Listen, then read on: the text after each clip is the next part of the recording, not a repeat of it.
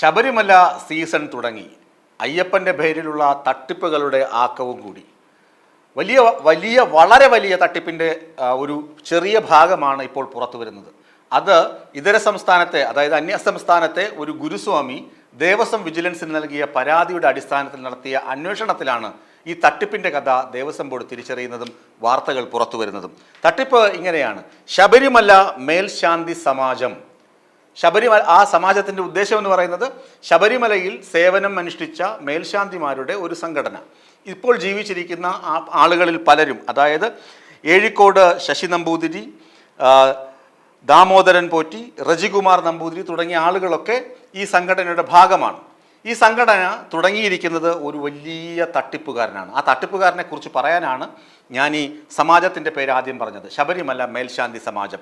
ഇങ്ങനൊരു സമാജം കഴിഞ്ഞ നാളുകളിലാണ് തുടങ്ങിയത്. ഇതിൻ്റെ പ്രവർത്തനങ്ങൾ നടക്കുന്നുണ്ട്. ഈ സമാജത്തിൻ്റെ പേരിൽ ഇതുവരെ ഈ തട്ടിപ്പുകാരൻ പിരിച്ചത് കോടികളാണ്.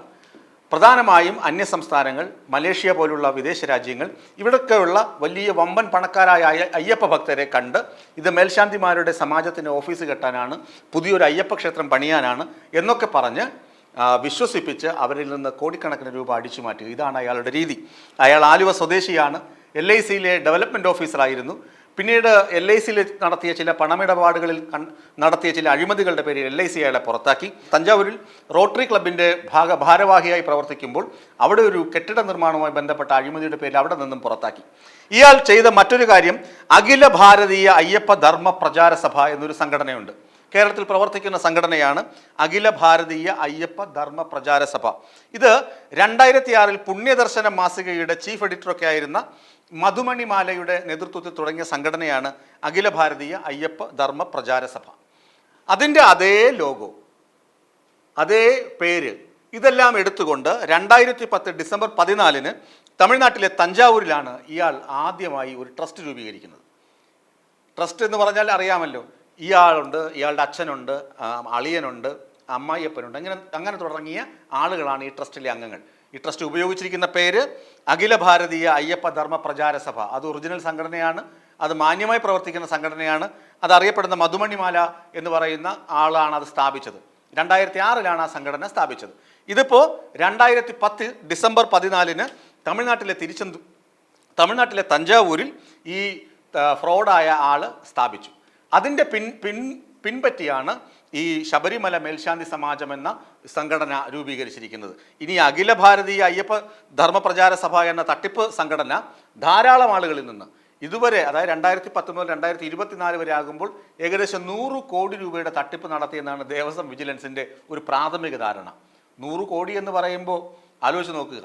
100 കോടി രൂപ അയ്യപ്പൻ്റെ പേരിൽ ഒരു ഫ്രോഡ് തട്ടിയെടുത്തു. ഇയാൾ റോട്ടറി ക്ലബിൽ പ്രവർത്തിച്ചിരുന്ന സമയത്ത് അവിടെ അഴിമതി നടത്തിയതിന് ഇയാളെ ജയിലിൽ അടച്ചു. അപ്പോൾ ഇയാളുടെ അച്ഛൻ ഏകദേശം 13.5 ലക്ഷം രൂപ ജയിലിൽ അടച്ചാണ്, അതായത് കോടതിയിൽ കെട്ടിവെച്ച ശേഷമാണ് ഇയാൾ ജാമ്യത്തിൽ ഇറക്കിയത്. ആലോചിച്ച്, ഇത്രയും വലിയ ഫ്രോഡാണ്.